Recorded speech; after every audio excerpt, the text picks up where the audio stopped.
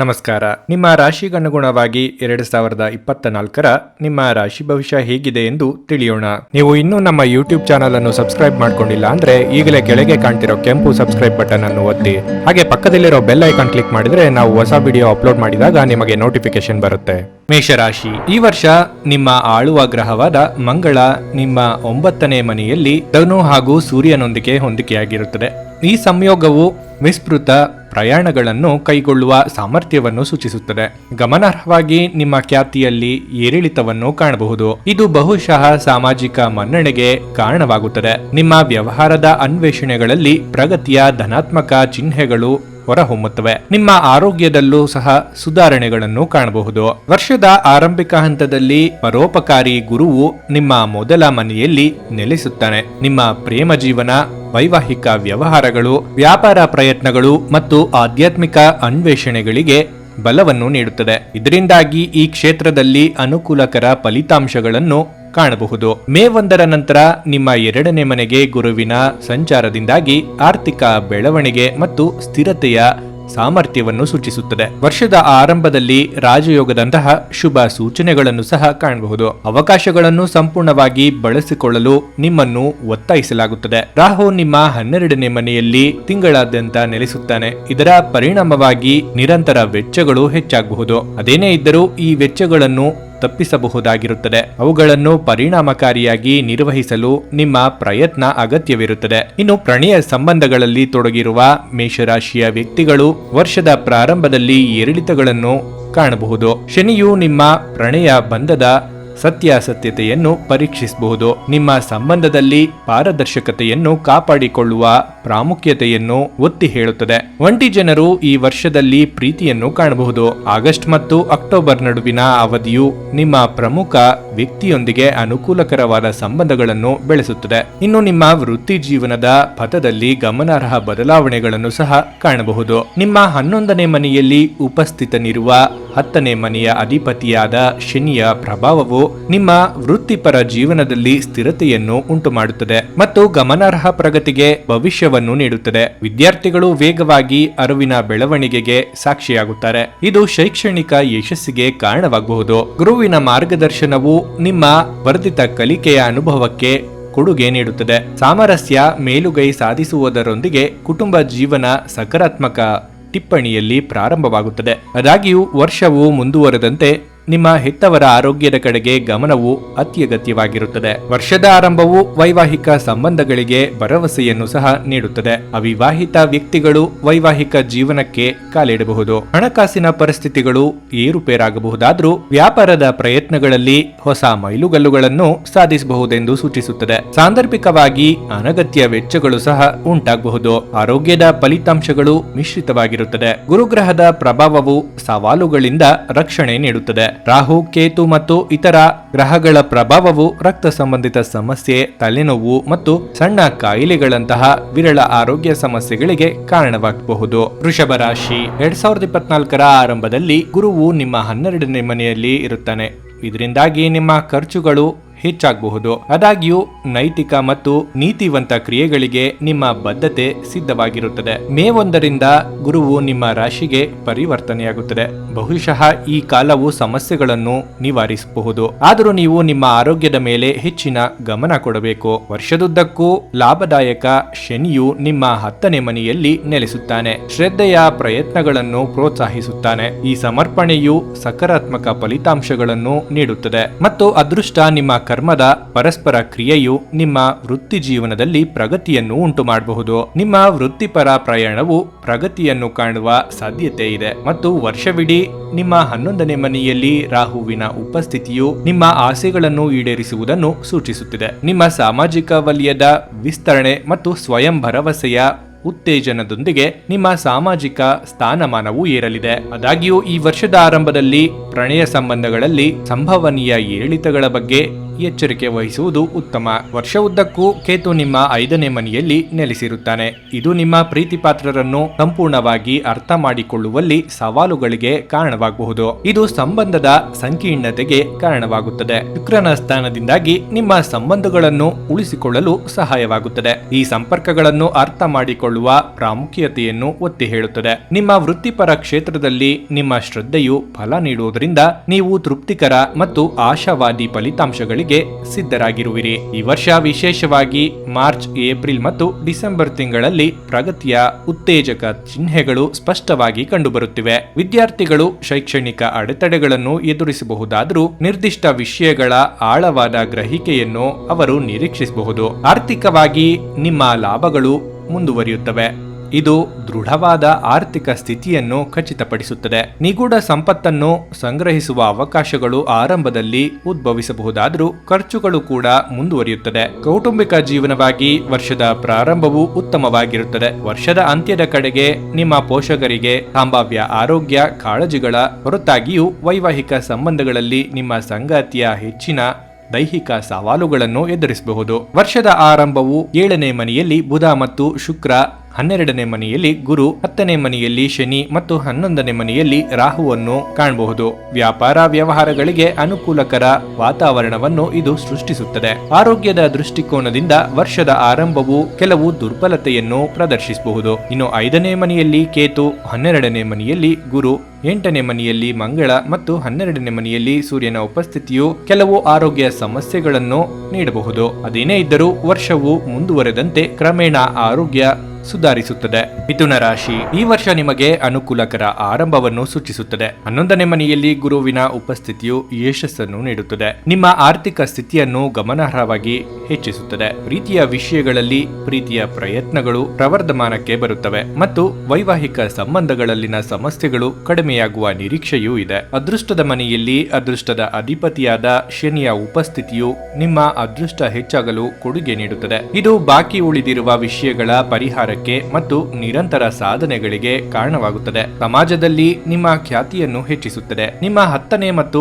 4ನೇ ಮನೆಗಳಲ್ಲಿ ರಾಹು ಮತ್ತು ಕೇತುಗಳ ಉಪಸ್ಥಿತಿಯು ದೈಹಿಕ ಸಮಸ್ಯೆಯನ್ನು ಸೂಚಿಸುತ್ತದೆ. ಕೌಟುಂಬಿಕ ಜೀವನದಲ್ಲಿ ತೊಂದರೆಗಳು ಹೆಚ್ಚಾಗುವ ಸಾಧ್ಯತೆಯೂ ಇದೆ. ವರ್ಷದ ಆರಂಭದಲ್ಲಿ ಸೂರ್ಯ ಮತ್ತು ಮಂಗಳ 7ನೇ ಮನೆಯಲ್ಲಿರುವುದರಿಂದ ವೈವಾಹಿಕ ಸಂಬಂಧಗಳಲ್ಲಿ ಒತ್ತಡವನ್ನು ಹೆಚ್ಚಿಸಬಹುದು ಮತ್ತು ನಿಮ್ಮ ವ್ಯಾಪಾರ ಉದ್ಯಮಗಳಲ್ಲಿ ಏರಿಳಿತಗಳನ್ನು ಕಾಣಬಹುದು. ವರ್ಷದ ಆರಂಭದಲ್ಲಿ 6ನೇ ಮನೆಯಲ್ಲಿ ಬುಧ ಮತ್ತು ಶುಕ್ರನ ಉಪಸ್ಥಿತಿಯಿಂದಾಗಿ ವೆಚ್ಚಗಳು ಹೆಚ್ಚಾಗಬಹುದು. ಒಟ್ಟಾರೆ ನಿಮ್ಮ ಪ್ರಗತಿಗೆ ಮತ್ತು ನಿಮ್ಮ ಆರೋಗ್ಯಕ್ಕೆ ಆದ್ಯತೆ ನೀಡುವುದು ಉತ್ತಮ. ಇನ್ನು ಪ್ರಣಯ ಸಂಬಂಧ ವಿಚಾರವಾಗಿ ಕೆಲವು ಉತ್ತಮ ದಿನಗಳನ್ನು ನಿರೀಕ್ಷಿಸಲಾಗಿದೆ. 5ನೇ ಮನೆಯ ಮೇಲೆ ಗುರುಗ್ರಹದ ಪರೋಪಕಾರಿ ಅಂಶವು ಪ್ರೀತಿಯನ್ನು ಬೆಳೆಸುತ್ತದೆ. ಈ ವರ್ಷ ನೀವು ಪ್ರೀತಿ ಮತ್ತು ಮದುವೆಯ ವಿಷಯಗಳಲ್ಲಿ ಯಶಸ್ಸನ್ನು ಸಾಧಿಸಬಹುದು. ನಿಮ್ಮ ವೃತ್ತಿಪರ ವಿಚಾರದಲ್ಲಿ ಆದಷ್ಟು ಎಚ್ಚರಿಕೆಯಿಂದ ವ್ಯವಹರಿಸುವುದು ಉತ್ತಮ, ಏಕೆಂದರೆ ಉದ್ಯೋಗ ವರ್ಗಾವಣೆಗಳು ಆಗುವ ಸಾಧ್ಯತೆಗಳು ಸಹ ಹೆಚ್ಚಿವೆ. ಮಾರ್ಚ್ನಿಂದ ಅಕ್ಟೋಬರ್ ವರೆಗಿನ ಅವಧಿಯು ವೃತ್ತಿ ಜೀವನದ ಬದಲಾವಣೆಗೆ ಅವಕಾಶಗಳನ್ನು ನೀಡುತ್ತದೆ. ಆರಂಭಿಕ ದಿನಗಳಲ್ಲಿ ವಿದ್ಯಾರ್ಥಿಗಳು ಸವಾಲುಗಳನ್ನು ಎದುರಿಸಬೇಕಾಗಿ ಬರಬಹುದು. ಇನ್ನು 4ನೇ ಮನೆಯಲ್ಲಿ ಕೇತುವಿನ ಉಪಸ್ಥಿತಿಯಿಂದಾಗಿ ಕೌಟುಂಬಿಕ ಸಮಸ್ಯೆಗಳನ್ನು ಹೆಚ್ಚಿಸಬಹುದು. ನಿಮ್ಮ ಶೈಕ್ಷಣಿಕ ಅನ್ವೇಷಣೆಗಳ ಮೇಲೆ ಪರಿಣಾಮ ಇದು ಬೀರಬಹುದು. ಆದಾಗ್ಯೂ ಗುರುಗ್ರಹದ ಮಾರ್ಗದರ್ಶಿ ಪ್ರಭಾವವು ನಿಮ್ಮ ಅಧ್ಯಯನಕ್ಕೆ ಸಹಕಾರ ಮಾಡುತ್ತದೆ, ಗಮನದ ಮಹತ್ವವನ್ನು ಒತ್ತಿ ಹೇಳುತ್ತದೆ. ಕುಟುಂಬದ ಸಮಸ್ಯೆಗಳು ಉದ್ವಿಗ್ನತೆಯನ್ನು ಹೆಚ್ಚಿಸಬಹುದು. ಸಾವಧಾನತೆ ಅತ್ಯಗತ್ಯ. ವೈವಾಹಿಕ ಸಂಬಂಧಗಳಲ್ಲಿ ವಿವೇಕಯುತ ಮಾತುಗಳು ಸಂವಹನವನ್ನು ಹೆಚ್ಚಿಸುತ್ತದೆ. ವರ್ಷದ ಆರಂಭದಲ್ಲಿ ಗುರುವಿನ ನಿರ್ವಹಣೆಯು ಲಾಭದಾಯಕವಾಗಿದ್ದರೂ ಪ್ರತಿಕೂಲವಾದ ಸಂದರ್ಭಗಳನ್ನು ತಪ್ಪಿಸಲು ನಿರಂತರ ಜಾಗರೂಕತೆಯ ಅಗತ್ಯವಿರುತ್ತದೆ. ವರ್ಷದ ಆರಂಭಿಕ ಹಂತವು ವ್ಯಾಪಾರ ಚಟುವಟಿಕೆಗಳಿಗೆ ಮಧ್ಯಮ ಪರಿಸ್ಥಿತಿಗಳನ್ನು ನೀಡುತ್ತದೆ. ವಿದೇಶಿ ಸಂಪರ್ಕಗಳು ಅನುಕೂಲಕರ ಲಾಭವನ್ನು ನೀಡಬಹುದು. ಆರೋಗ್ಯದ ದೃಷ್ಟಿಕೋನದಿಂದ ಈ ವರ್ಷದ ಆರಂಭವು ಸ್ವಲ್ಪ ಸೂಕ್ಷ್ಮವಾಗಿರಬಹುದು. ಹೊಟ್ಟೆಯ ಅಸ್ವಸ್ಥತೆ ಮತ್ತು ಎದೆಯ ಸೋಂಕಿನಂತಹ ಸಮಸ್ಯೆಗಳ ವಿರುದ್ಧ ಎಚ್ಚರಿಕೆ ವಹಿಸುವುದು ಮುಖ್ಯವಾಗಿರುತ್ತದೆ. ಕರ್ಕಾಟಕ ರಾಶಿ ಗುರುಗ್ರಹ ನಿಮ್ಮ 10ನೇ ಮನೆಯಲ್ಲಿ ಇರುವುದರಿಂದ ನಿಮ್ಮ ವೃತ್ತಿ ಮತ್ತು ಕುಟುಂಬ ಜೀವನದ ನಡುವಿನ ಸಮತೋಲನಕ್ಕೆ ಸಹಾಯ ಮಾಡುತ್ತದೆ. ಮೇ 1ರ ನಂತರ ಗುರು 11ನೇ ಮನೆಗೆ ಬದಲಾವಣೆಯಾದಾಗ ಹೆಚ್ಚಿನ ಆದಾಯ ಬರುತ್ತದೆ ಹಾಗೂ ಇದು ನಿಮ್ಮ ಸಾಮರ್ಥ್ಯವನ್ನು ಸಹ ವರ್ಧಿಸುತ್ತದೆ. ಆಧ್ಯಾತ್ಮಿಕ ವಿಷಯಗಳ ಕಡೆಗೆ ನಿಮ್ಮ ಒಲವು ಜಾಗೃತಗೊಳ್ಳುತ್ತದೆ ಮತ್ತು ವರ್ಷವಿಡೀ 9ನೇ ಮನೆಯಲ್ಲಿ ರಾಹುವಿನ ಉಪಸ್ಥಿತಿಯಿಂದಾಗಿ ಪವಿತ್ರ ತೀರ್ಥಯಾತ್ರೆ ತೀರ್ಥಯಾತ್ರೆಗಳಿಗೆ ಮತ್ತು ವಿಶೇಷ ನದಿಗಳಿಗೆ ಪ್ರವಾಸಕ್ಕೆ ಹೋಗುವ ಅವಕಾಶಗಳನ್ನು ನೀಡುತ್ತದೆ. ವಿಸ್ತೃತ ಪ್ರಯಾಣವನ್ನು ಕೈಗೊಳ್ಳುವ ಸಾಧ್ಯತೆ ಹೆಚ್ಚಿರುತ್ತದೆ. ಈ ವರ್ಷ ಗಮನಾರ್ಹ ಪ್ರಮಾಣದ ಪ್ರಯಾಣದಿಂದ ಕೂಡಿರುತ್ತದೆ. ವರ್ಷದ ಆರಂಭದಲ್ಲಿ ನಿಮ್ಮ 5ನೇ ಮನೆಯಲ್ಲಿ ಶುಕ್ರ ಮತ್ತು ಬುಧ ಗ್ರಹಗಳ ಉಪಸ್ಥಿತಿಯ ಪರಿಣಾಮವಾಗಿ ಈ ಅವಧಿಯು ಪ್ರೀತಿ ಮತ್ತು ಆರ್ಥಿಕ ಪ್ರಯತ್ನಗಳಿಗೆ ಅನುಕೂಲಕರವಾಗಿದೆ. ಆದಾಗ್ಯೂ 6ನೇ ಮನೆಯಲ್ಲಿ ಸೂರ್ಯ ಮತ್ತು ಮಂಗಳನ ಉಪಸ್ಥಿತಿಯು 8ನೇ ಮನೆಯಲ್ಲಿ ಶನಿಯ ಪ್ರಭಾವದ ಜೊತೆಗೆ ಆರೋಗ್ಯ ಸಂಬಂಧಿತ ಸಮಸ್ಯೆ ಮತ್ತು ವೆಚ್ಚಗಳ ವಿವೇಕಯುತ ನಿರ್ವಹಣೆಯ ಬಗ್ಗೆ ಜಾಗೃತೆಯ ಪ್ರಾಮುಖ್ಯತೆಯನ್ನು ಇದು ಒತ್ತಿ ಹೇಳುತ್ತದೆ. ಪ್ರಯೋಜನಕಾರಿ ಗ್ರಹಗಳ ಪ್ರಭಾವಗಳು ಬುಧ ಮತ್ತು ಶುಕ್ರವು ಪ್ರೀತಿಯ ಮನೆಯನ್ನು ಅನುಗ್ರಹಿಸುವುದರಿಂದ ನಿಮ್ಮ ಪ್ರೀತಿಯ ಜೀವನದಲ್ಲಿ ತಾಜಾ ಶಕ್ತಿಯನ್ನು ಇದು ತುಂಬುತ್ತದೆ. ಪ್ರಣಯ ಸಂಬಂಧಗಳ ಗಾಢತೆಯು ಬಲವಾದ ಮತ್ತು ಹೆಚ್ಚು ಬಾಳಿಕೆ ಬರುವ ಸಂಬಂಧಗಳಿಗೆ ಕಾರಣವಾಗುತ್ತದೆ. ಈ ವರ್ಷ ನಿಮ್ಮ ಮದುವೆಯ ಯೋಜನೆ ಇದ್ದರೆ ಅದು ಪೂರೈಸಬಹುದು. ನಿಮ್ಮ ವೃತ್ತಿ ಜೀವನದ ಬಗ್ಗೆ ವರ್ಷದ ಆರಂಭವು ಅನುಕೂಲಕರ ಭರವಸೆ ನೀಡುತ್ತದೆ. 8ನೇ ಮನೆಯಿಂದ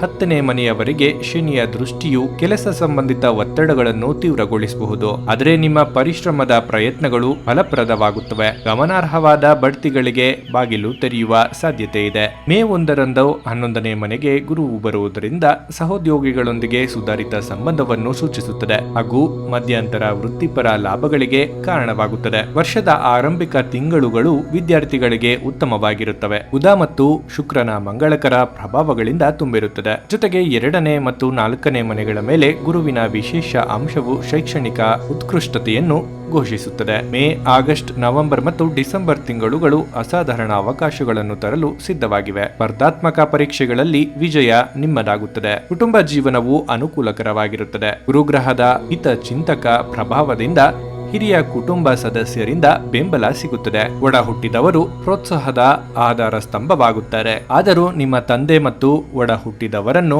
ಒಳಗೊಂಡ ಸಮಸ್ಯೆಗಳನ್ನು ಕಡೆಗಣಿಸಬಾರದು. ನಿಮ್ಮ ತಂದೆಯ ಯೋಗಕ್ಷೇಮವನ್ನು ಖಚಿತಪಡಿಸಿಕೊಳ್ಳುವುದು ಅತ್ಯಗತ್ಯ. ಏಪ್ರಿಲ್ 23 ಮತ್ತು ಜೂನ್ 1ರ ನಡುವೆ ಹೆಚ್ಚಿನ ಗಮನ ನೀಡಬೇಕಾಗಬಹುದು. ವೈವಾಹಿಕ ಉದ್ವಿಗ್ನತೆಯು ವರ್ಷದ ಆರಂಭವನ್ನು ಕಾಡಬಹುದಾದರೂ ವರ್ಷದ ಮಧ್ಯದಲ್ಲಿ ಹೆಚ್ಚು ಸಾಮರಸ್ಯದ ಹಂತವನ್ನು ನಿರೀಕ್ಷಿಸಲಾಗಿದೆ. ವ್ಯಾಪಾರ ಏರಿಳಿತಗಳನ್ನು ತೋರಿಸಬಹುದು. ಆರೋಗ್ಯ ಉತ್ತಮವಾಗಿರಲಿದೆ. ಸಿಂಹ ರಾಶಿ, ಈ ವರ್ಷವು ನಿಮಗೆ ಅನುಕೂಲಕರ ಫಲಿತಾಂಶಗಳನ್ನು ನೀಡುತ್ತದೆ. ಶನಿಯು ವರ್ಷವಿಡೀ ನಿಮ್ಮ 7ನೇ ಮನೆಯಲ್ಲಿ ನೆಲೆಸುತ್ತಾನೆ. ಇದು ನಿಮ್ಮ ವೈವಾಹಿಕ ಜೀವನವನ್ನು ಬಲಪಡಿಸುತ್ತದೆ ಮತ್ತು ನಿಮ್ಮ ಸಂಗಾತಿಯ ಪಾತ್ರದಲ್ಲಿ ಧನಾತ್ಮಕ ರೂಪಾಂತರಗಳಿಗೆ ಕೊಡುಗೆ ನೀಡುತ್ತದೆ. ಅವರನ್ನು ಬಲವಾದ ಸಂಕಲ್ಪದ ವ್ಯಕ್ತಿಗಳಾಗಿ ರೂಪಿಸುತ್ತದೆ. ಇದಲ್ಲದೆ ನಿಮ್ಮ ವ್ಯಾಪಾರ ಉದ್ಯಮಗಳಲ್ಲಿ ಸ್ಥಿರವಾದ ಬೆಳವಣಿಗೆಯ ಸ್ಪಷ್ಟ ಸೂಚನೆಗಳಿವೆ ಮತ್ತು ನಿಮ್ಮ ವ್ಯಾಪಾರವನ್ನು ವಿಸ್ತರಿಸುವುದನ್ನು ಪರಿಗಣಿಸುವ ಸಾಮರ್ಥ್ಯವನ್ನು ನೀವು ಹೊಂದಿರುತ್ತೀರಿ. ಈ ವರ್ಷವು ದೀರ್ಘ ಪ್ರಯಾಣವನ್ನು ಕೈಗೊಳ್ಳುವ ಭರವಸೆಯನ್ನು ಹೊಂದಿದೆ ಮತ್ತು ಅಂತಾರಾಷ್ಟ್ರೀಯ ಪ್ರಯಾಣದ ಸಾಧ್ಯತೆಯೂ ಇದೆ. ವರ್ಷ ಪ್ರಾರಂಭವಾಗುತ್ತಿದ್ದಂತೆ ಗುರುವು 9ನೇ ಮನೆಯಲ್ಲಿ ಸ್ಥಾನವನ್ನು ಪಡೆದುಕೊಳ್ಳುತ್ತದೆ. ನಿಮ್ಮ ನಿರ್ಧಾರ ತೆಗೆದುಕೊಳ್ಳುವ ಪ್ರಕ್ರಿಯೆಗಳಲ್ಲಿ ಅಮೂಲ್ಯವಾದ ಸಹಾಯವನ್ನು ಇದು ನೀಡುತ್ತದೆ. ಧಾರ್ಮಿಕ ಮತ್ತು ಆಧ್ಯಾತ್ಮಿಕ ಅನ್ವೇಷಣೆಗಳ ಕಡೆಗೆ ನಿಮ್ಮ ಒಲವು ಉನ್ನತಿಯನ್ನು ಅನುಭವಿಸುತ್ತದೆ ಮತ್ತು ಗೃಹಾಧಾರಿತ ಕಾರ್ಯಕ್ರಮಗಳಿಗೆ ವ್ಯವಸ್ಥೆಗಳು ಪ್ರಾರಂಭವಾಗುತ್ತವೆ. ನಿಮ್ಮ ತಂದೆಯೊಂದಿಗಿನ ನಿಮ್ಮ ಸಂಬಂಧದಲ್ಲಿ ಸುಧಾರಣೆಗಳನ್ನು ನಿರೀಕ್ಷಿಸಬಹುದು. ಮೇ 1ರ ಹೊತ್ತಿಗೆ ಗುರುವು 10ನೇ ಮನೆಗೆ ಪರಿವರ್ತನೆಯಾಗುತ್ತದೆ. ನಿಮ್ಮ ಕುಟುಂಬ ಜೀವನ ಮತ್ತು ವೃತ್ತಿಪರ ಪ್ರಯತ್ನಗಳ ನಡುವಿನ ಪರಸ್ಪರ ಕ್ರಿಯೆಯನ್ನು ಉತ್ಕೃಷ್ಟಗೊಳಿಸುತ್ತದೆ. ಆದಾಗ್ಯೂ ವರ್ಷವಿಡೀ 8ನೇ ಮನೆಯಲ್ಲಿ ರಾಹು ಇರುವುದರಿಂದ ನಿಮ್ಮ ಆರೋಗ್ಯದ ಬಗ್ಗೆ ಹೆಚ್ಚಿನ ಜಾಗರೂಕತೆ ವಹಿಸುವುದು ಅತ್ಯಗತ್ಯ.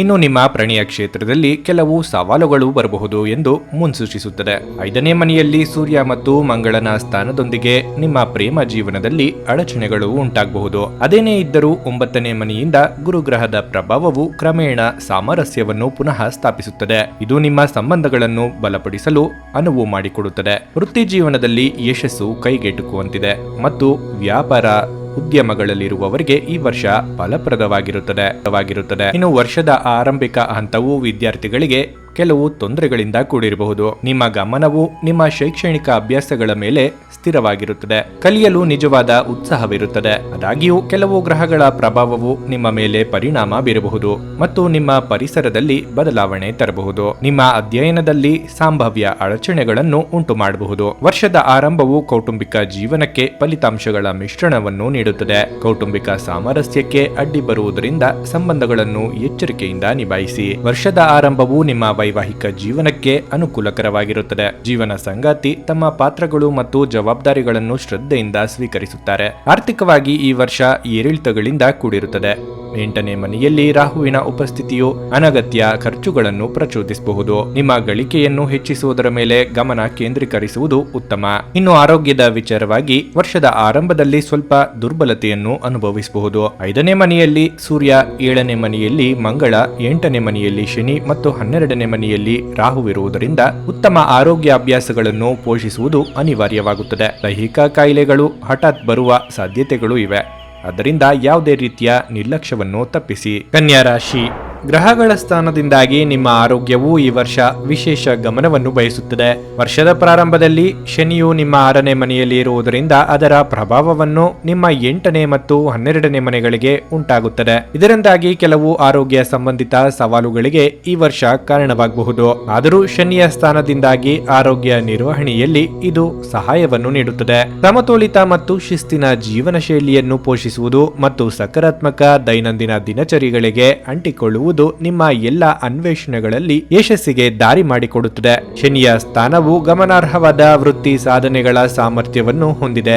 ಮೇ 1ರವರೆಗೆ ವರ್ಷದ ಆರಂಭಿಕ ಹಂತದಲ್ಲಿ ಗುರುವು ನಿಮ್ಮ 8ನೇ ಮನೆಯಲ್ಲಿ ಇರುವುದರಿಂದ ಆಧ್ಯಾತ್ಮಿಕ ಮತ್ತು ಧಾರ್ಮಿಕ ಅಂಶಗಳ ಬಗ್ಗೆ ಸಕಾರಾತ್ಮಕ ದೃಷ್ಟಿಕೋನವನ್ನು ಬೆಳೆಸಬಹುದು. ಆದಾಗ್ಯೂ ಅನಗತ್ಯ ವೆಚ್ಚಗಳು ಮತ್ತು ಕೆಲಸಕ್ಕೆ ಸಂಬಂಧಿಸಿದ ಅಡೆತಡೆಗಳ ಬಗ್ಗೆ ಎಚ್ಚರದಿಂದಿರಿ. ಮೇ 1ರ ನಂತರ ಗುರುವು ನಿಮ್ಮ 9ನೇ ಮನೆಗೆ ಸ್ಥಾನ ಬದಲಾಯಿಸುವುದರಿಂದ ವಿವಿಧ ಪ್ರಯತ್ನಗಳಲ್ಲಿ ಸಾಧನೆಯ ಅವಧಿಯು ಪ್ರಾರಂಭವಾಗುತ್ತದೆ. ಹೆಚ್ಚುವರಿಯಾಗಿ ಮಕ್ಕಳಿಗೆ ಸಂಬಂಧಿಸಿದ ಕೆಲವು ಸುದ್ದಿಗಳ ಹಾಗೂ ಹೊಸ ನಿರೀಕ್ಷೆಗಳು ಉದ್ಭವಿಸಬಹುದು. ವರ್ಷವಿಡೀ ನಿಮ್ಮ 7ನೇ ಮನೆಯಲ್ಲಿ ರಾಹು ಇರುವುದರಿಂದ ವೃತ್ತಿಪರ ಮತ್ತು ವೈಯಕ್ತಿಕ ಕ್ಷೇತ್ರದಲ್ಲಿ ವಿವೇಕದಿಂದ ಇರುವಂತೆ ಸೂಚಿಸಲಾಗುತ್ತದೆ. ವರ್ಷದ ಆರಂಭವು ಕನ್ಯಾ ರಾಶಿಯ ವ್ಯಕ್ತಿಗಳಿಗೆ ಪ್ರೀತಿಯ ವಿಷಯಗಳಿಗೆ ಬಂದಾಗ ಮಧ್ಯಮ ಫಲಿತಾಂಶಗಳನ್ನು ನೀಡುತ್ತದೆ. ನಿಮ್ಮ ಭಾವನೆಗಳನ್ನು ಕೌಶಲ್ಯದಿಂದ ನಿರ್ವಹಿಸುವುದು ಮುಖ್ಯವಾಗಿದೆ, ಏಕೆಂದರೆ ನಿಮ್ಮ ಪ್ರೀತಿ ಪಾತ್ರರನ್ನು ಪರಿಗಣಿಸದೆ ಮುಂದುವರಿಯುವುದು ನಿಮ್ಮ ಸಂಬಂಧಕ್ಕೆ ತೊಂದರೆ ತರಬಹುದು.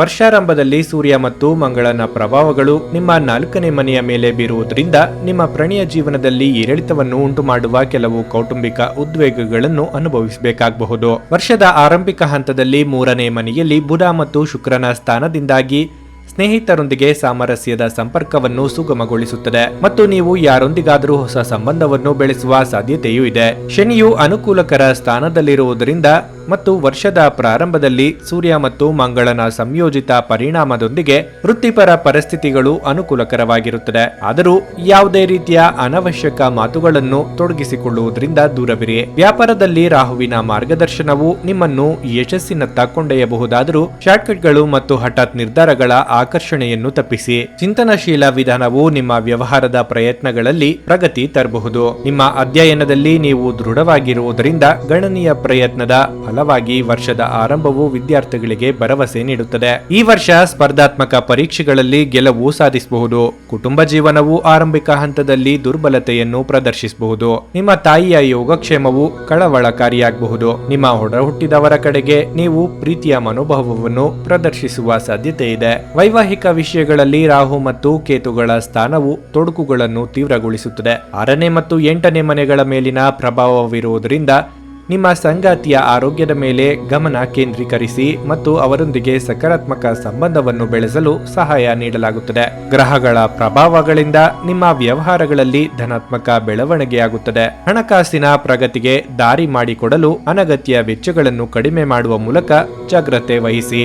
ಆರೋಗ್ಯದ ದೃಷ್ಟಿಯಿಂದ ಎಚ್ಚರಿಕೆ ವಹಿಸಿ. ಸ್ವಲ್ಪ ನಿರ್ಲಕ್ಷ್ಯ ಕೂಡ ಗಮನಾರ್ಹವಾದ ಆರೋಗ್ಯ ಸಮಸ್ಯೆಗಳಿಗೆ ಕಾರಣವಾಗಬಹುದು. ತುಲಾರಾಶಿ, ಈ ವರ್ಷವಿಡೀ ಶ್ರದ್ಧೆ, ಕೌಶಲ್ಯ ಮತ್ತು ಸಮಗ್ರತೆಯ ಗುಣಗಳನ್ನು ಎತ್ತಿ ಹಿಡಿಯಬೇಕಾಗುತ್ತದೆ. ಶನಿಯು ವರ್ಷದ ಆರಂಭದಿಂದಲೇ ನಿಮ್ಮ 5ನೇ ಮನೆಯಲ್ಲಿ ವಾಸಸ್ಥಾನವನ್ನು ತೆಗೆದುಕೊಳ್ಳುತ್ತದೆ. ಇಡೀ ಅವಧಿಗೆ ನಿಮ್ಮ 7ನೇ, 11ನೇ ಮತ್ತು 2ನೇ ಮನೆಗಳ ಮೇಲೆ ತನ್ನ ಪ್ರಭಾವವನ್ನು ಬೀರುವುದು ಇದಕ್ಕೆ ಕಾರಣ. ನಿಮ್ಮ ಪ್ರಯತ್ನಗಳು ಹೆಚ್ಚು ಸಮರ್ಪಿತ ಮತ್ತು ಸತ್ಯವಾಗಿದ್ದರೆ ನಿಮ್ಮ ಸಂಬಂಧಗಳು ಮತ್ತು ಹಣಕಾಸಿನ ವಿಷಯಗಳು ಹೆಚ್ಚು ದೃಢವಾಗುತ್ತವೆ. ಗುರುವು ಮೇ 1ರವರೆಗೆ ನಿಮ್ಮ 7ನೇ ಮನೆಯಲ್ಲಿ ಉಪಸ್ಥಿತನಿರುತ್ತಾನೆ. ಮೊದಲ 3ನೇ ಮತ್ತು 11ನೇ ಮನೆಗಳ ಮೇಲೆ ತನ್ನ ಪ್ರಭಾವವನ್ನು ವಿಸ್ತರಿಸುತ್ತಾನೆ. ನಿಮ್ಮ ಯೋಗಕ್ಷೇಮದಲ್ಲಿ ವರ್ಧನೆಯನ್ನು ಸೂಚಿಸುತ್ತದೆ. ನಿಮ್ಮ ವ್ಯಾಪಾರ ಮತ್ತು ವೈಯಕ್ತಿಕ ಸಂಪರ್ಕಗಳು ಬಲಗೊಳ್ಳುತ್ತವೆ ಮತ್ತು ನಿಮ್ಮ ಗಳಿಕೆಗಳು ಕ್ರಮೇಣ ಹೆಚ್ಚಾಗುತ್ತವೆ. ಆದಾಗ್ಯೂ ಮೇ 1ರಂದು ಗುರುವು 8ನೇ ಮನೆಗೆ ಸಾಗಿದಾಗ ಇದು ಖರ್ಚುಗಳನ್ನು ಹೆಚ್ಚಿಸುವ ಸಾಧ್ಯತೆ ಇದೆ. ನಿಮ್ಮ ಗಮನವು ಆಧ್ಯಾತ್ಮಿಕ ವಿಷಯಗಳ ಕಡೆಗೆ ಆಕರ್ಷಿತವಾಗಿದ್ರೂ ಅತಿಯಾದ ಖರ್ಚು ಮಾನಸಿಕ ಒತ್ತಡಕ್ಕೆ ಕಾರಣವಾಗಬಹುದು. ವರ್ಷದುದ್ದಕ್ಕೂ ರಾಹು ನಿಮ್ಮ 6ನೇ ಮನೆಯಲ್ಲಿ ನೆಲೆಸುತ್ತಾನೆ.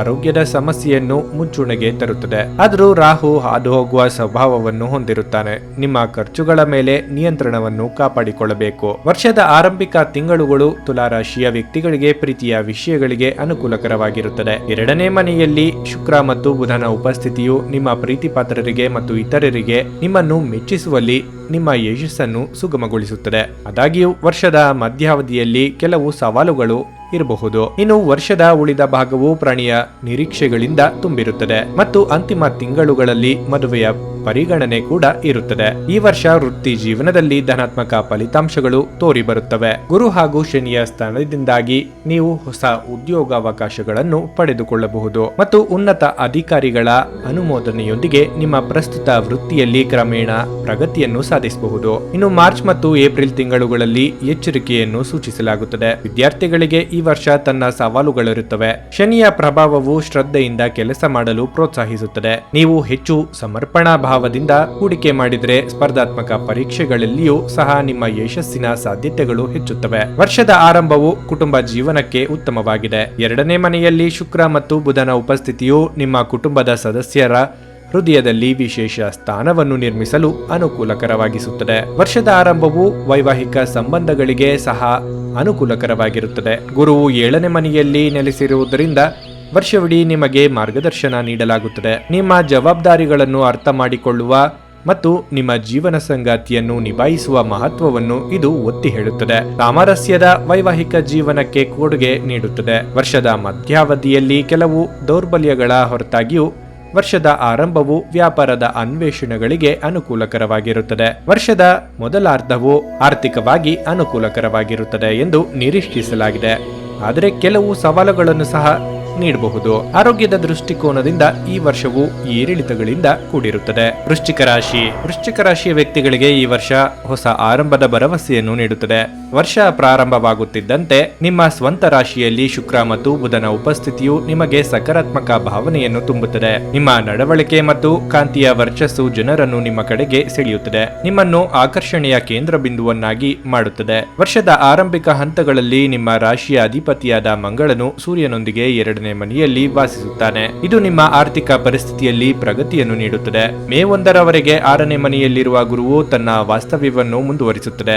ಇದು ಆರೋಗ್ಯದ ಸಮಸ್ಯೆ ಮತ್ತು ವೆಚ್ಚಗಳಲ್ಲಿ ಹೆಚ್ಚಳವನ್ನು ಉಂಟು ಮಾಡಬಹುದು. ಅದೇನೇ ಇದ್ದರೂ 7ನೇ ಮನೆಯಲ್ಲಿ ಅದರ ನಂತರದ ಸ್ಥಾನವು ಸವಾಲುಗಳನ್ನು ತಗ್ಗಿಸಲು ಮತ್ತು ಮದುವೆ ಮತ್ತು ವೈಯಕ್ತಿಕ ಸಂವಹನಗಳಲ್ಲಿ ಸಾಮರಸ್ಯದ ಸಂಬಂಧಗಳನ್ನು ಉತ್ತೇಜಿಸಲು ಕೊಡುಗೆ ನೀಡುತ್ತದೆ. ವರ್ಷವಿಡೀ 5ನೇ ಮನೆಯಲ್ಲಿ ರಾಹುವಿನ ಪ್ರಭಾವವು ನಿಮ್ಮ ಬುದ್ಧಿಶಕ್ತಿಯ ಮೇಲೆ ಪರಿಣಾಮ ಬೀರುತ್ತದೆ. ನಂತರದ ಪಶ್ಚಾತ್ತಾಪಕ್ಕೆ ಕಾರಣವಾಗುವ ಹಠಾತ್ ನಿರ್ಧಾರಗಳ ವಿರುದ್ಧ ಎಚ್ಚರಿಕೆ ವಹಿಸುವಂತೆ ನಿಮ್ಮನ್ನು ಒತ್ತಾಯಿಸುತ್ತದೆ. ವರ್ಷದ ಪ್ರಾರಂಭದಲ್ಲಿ ಪ್ರೀತಿಯ ವಿಷಯಗಳಲ್ಲಿ ಅನುಕೂಲಕರ ಸಂದರ್ಭಗಳನ್ನು ನಿರೀಕ್ಷಿಸಬಹುದು. ಮೊದಲ ಮನೆಯಲ್ಲಿ ಬುಧ ಮತ್ತು ಶುಕ್ರನ ಸ್ಥಾನವು 5ನೇ ಮನೆಯಲ್ಲಿ ರಾಹುವಿನ ಉಪಸ್ಥಿತಿಯೊಂದಿಗೆ ಸೇರಿಕೊಂಡು ಪ್ರಣಯ ಭಾವನೆಗಳನ್ನು ಈಡೇರಿಸುತ್ತದೆ. ಆದಾಗ್ಯೂ 5ನೇ ಮನೆಯಲ್ಲಿ ಮಂಗಳ ಮತ್ತು ರಾಹುವಿನ ಪ್ರಭಾವದಿಂದಾಗಿ ಏಪ್ರಿಲ್ನಿಂದ ಜೂನ್ ವರೆಗಿನ ಅವಧಿಯು ಸವಾಲುಗಳನ್ನು ಎದುರಿಸಬಹುದು. ವರ್ಷದ ಕೊನೆಯ ಭಾಗವು ಯಶಸ್ಸನ್ನು ತರಲು ಸಿದ್ಧವಾಗಿರುವುದರಿಂದ ಈ ಹಂತದಲ್ಲಿ ಜಾಗರೂಕತೆಯನ್ನು ಸೂಚಿಸಲಾಗಿದೆ. ನಿಮ್ಮ ವೃತ್ತಿಪರ ಕ್ಷೇತ್ರಕ್ಕೆ ಗಮನ ನೀಡಬೇಕು. ಮುಂಬರುವ ವರ್ಷದಲ್ಲಿ ಸ್ಥಿರತೆಯು ನಿಮ್ಮ ವೃತ್ತಿ ಜೀವನದ ಪಥವನ್ನು ಅಲಂಕರಿಸುತ್ತದೆ. ನಿಮ್ಮ ಪ್ರಸ್ತುತ ಕೆಲಸಕ್ಕೆ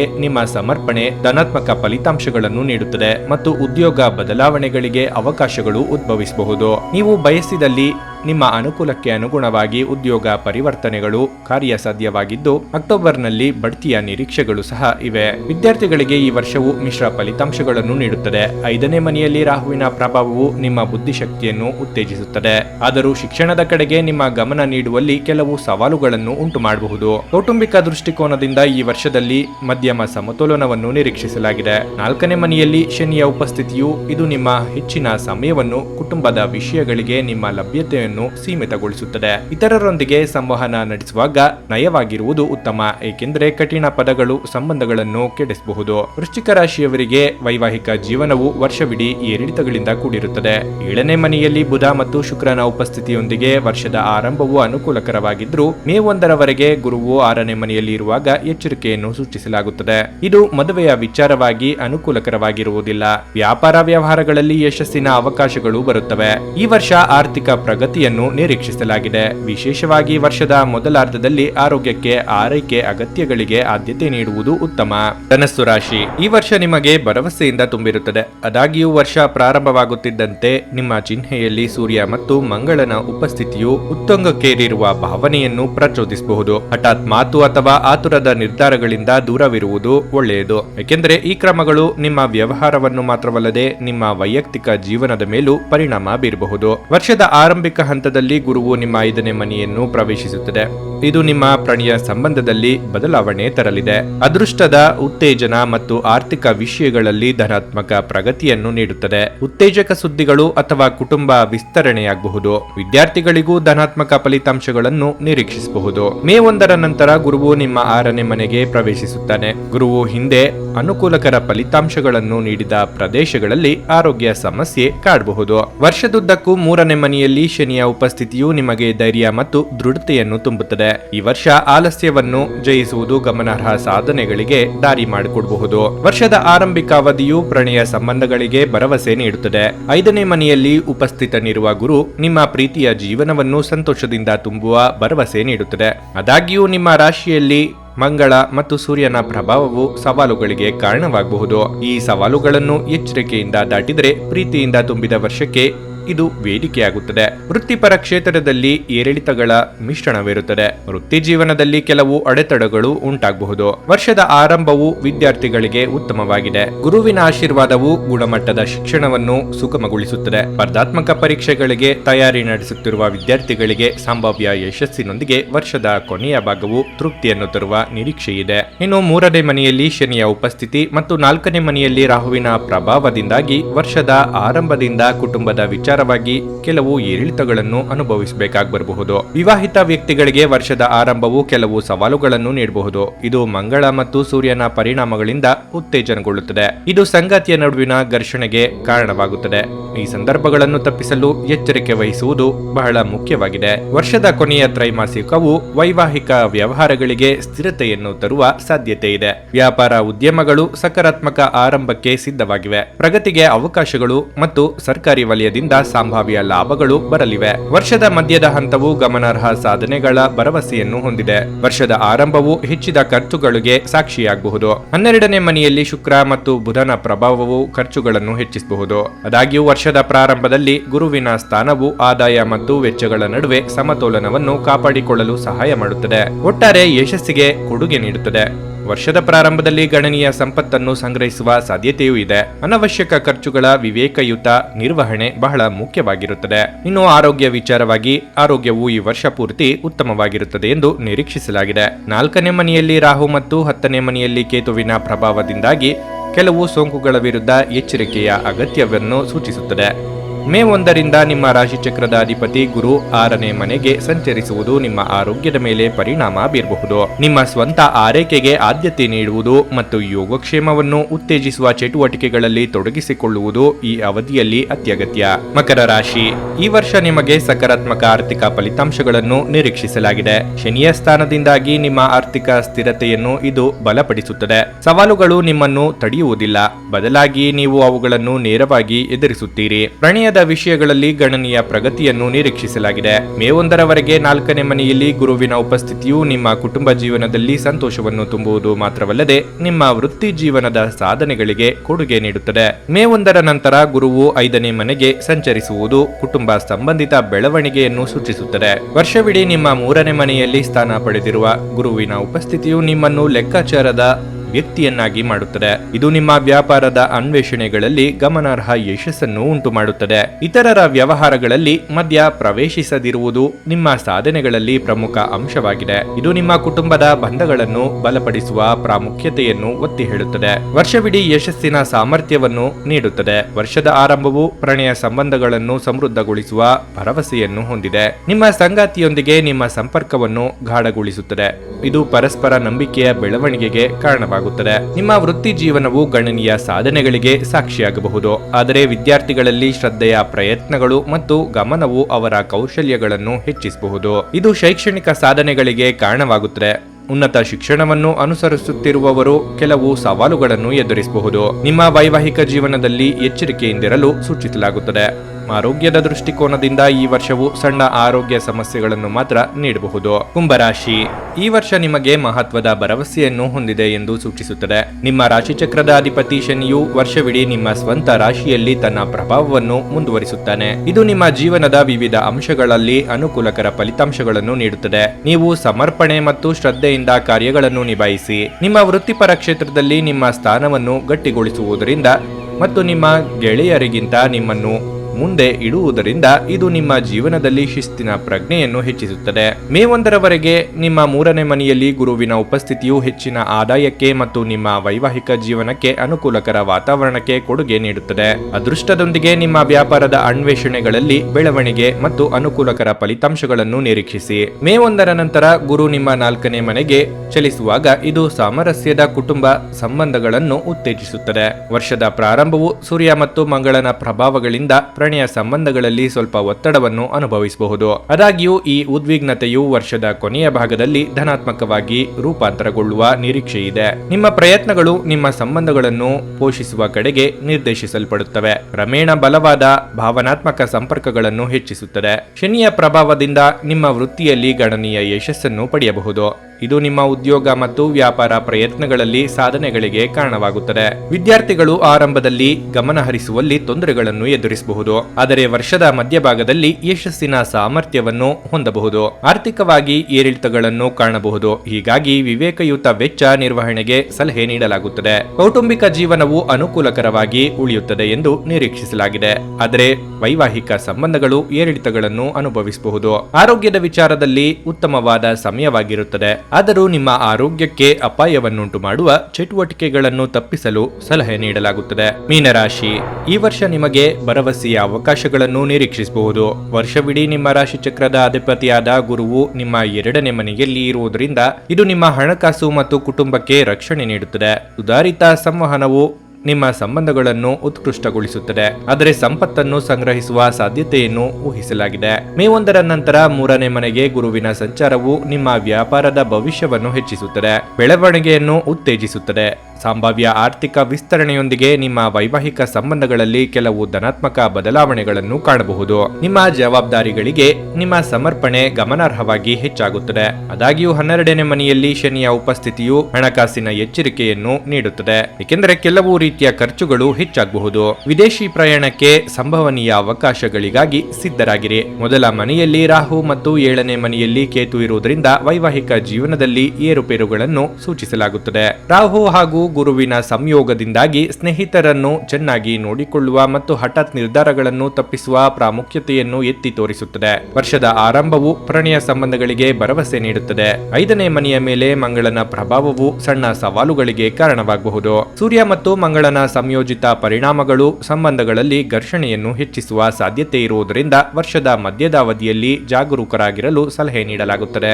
ಈ ವರ್ಷ ನಿಮ್ಮ ಆರೋಗ್ಯವು ನಿಮ್ಮ ಪ್ರೀತಿಪಾತ್ರರಿಗೆ ಕಳವಳವನ್ನು ಉಂಟು ಮಾಡಬಹುದು. ಸಾಮಾನ್ಯವಾಗಿ ವರ್ಷದ ಮಧ್ಯಭಾಗವು ಅನುಕೂಲಕರವಾಗಿರುತ್ತದೆ. ನಿಮ್ಮ ವೃತ್ತಿ ಜೀವನಕ್ಕೆ ಸಂಬಂಧಿಸಿದಂತೆ ಈ ವರ್ಷ ಆಶಾವಾದಿಯಾಗಿ ಕಂಡುಬರುತ್ತದೆ. ನಿಮ್ಮ ಕೆಲಸದಲ್ಲಿ ನೀವು ಉತ್ಕೃಷ್ಟರಾಗಿರುತ್ತೀರಿ ಮತ್ತು ನಿಮ್ಮ ಮೇಲಾಧಿಕಾರಿಗಳು ನಿಮ್ಮ ಕೆಲಸದ ಬಗ್ಗೆ ಸಕಾರಾತ್ಮಕ ಅಭಿಪ್ರಾಯವನ್ನು ಹೊಂದಿರುತ್ತಾರೆ. ವಿದೇಶಿ ಕೆಲಸದ ನಿಯೋಜನೆಗಳಿಗೆ ಸಹ ಅವಕಾಶಗಳು ಸಿಗಬಹುದು. ವಿದ್ಯಾರ್ಥಿಗಳಿಗೆ ವರ್ಷದ ಆರಂಭವು ಭರವಸೆಯನ್ನು ತೋರಿಸುತ್ತದೆ. ಅಡೆತಡೆಗಳ ಹೊರತಾಗಿಯೂ ಅಧ್ಯಯನಕ್ಕೆ ನಿಮ್ಮ ಕೇಂದ್ರೀಕೃತ ವಿಧಾನವು ಯಶಸ್ಸಿಗೆ ಕಾರಣವಾಗುತ್ತದೆ. ಕುಟುಂಬ ಜೀವನದಲ್ಲಿ ಸವಾಲುಗಳಿರಬಹುದು, ಆದ್ದರಿಂದ ಎಚ್ಚರಿಕೆಯಿಂದ ಇರಲು ಸಲಹೆ ನೀಡಲಾಗುತ್ತದೆ. ಆರೋಗ್ಯದ ವಿಚಾರವಾಗಿ ಕೆಲವು ಏರುಪೇರು ಉಂಟಾಗಬಹುದು. ಕಣ್ಣಿನ ಸಮಸ್ಯೆಗಳು ಅಥವಾ ಪಾದದ ತೊಂದರೆಯಂತಹ ಸಮಸ್ಯೆಗಳು ಉದ್ಭವಿಸಬಹುದು. ಆರೋಗ್ಯಕರ ಆಹಾರ ಮತ್ತು ದಿನಚರಿಯನ್ನು ಅನುಸರಿಸುವುದು ಪ್ರಯೋಜನಕಾರಿ ಎಂದು ಸಾಬೀತುಪಡಿಸುತ್ತದೆ. ನೀವು ಇನ್ನೂ ನಮ್ಮ ಯೂಟ್ಯೂಬ್ ಚಾನಲ್ ಅನ್ನು ಸಬ್ಸ್ಕ್ರೈಬ್ ಮಾಡ್ಕೊಂಡಿಲ್ಲ ಅಂದ್ರೆ ಈಗಲೇ ಕೆಳಗೆ ಕಾಣ್ತಿರೋ ಕೆಂಪು ಸಬ್ಸ್ಕ್ರೈಬ್ ಬಟನ್ ಅನ್ನು ಒತ್ತಿ, ಹಾಗೆ ಪಕ್ಕದಲ್ಲಿರೋ ಬೆಲ್ ಐಕಾನ್ ಕ್ಲಿಕ್ ಮಾಡಿದ್ರೆ ನಾವು ಹೊಸ ವಿಡಿಯೋ ಅಪ್ಲೋಡ್ ಮಾಡಿದಾಗ ನಿಮಗೆ ನೋಟಿಫಿಕೇಶನ್ ಬರುತ್ತೆ.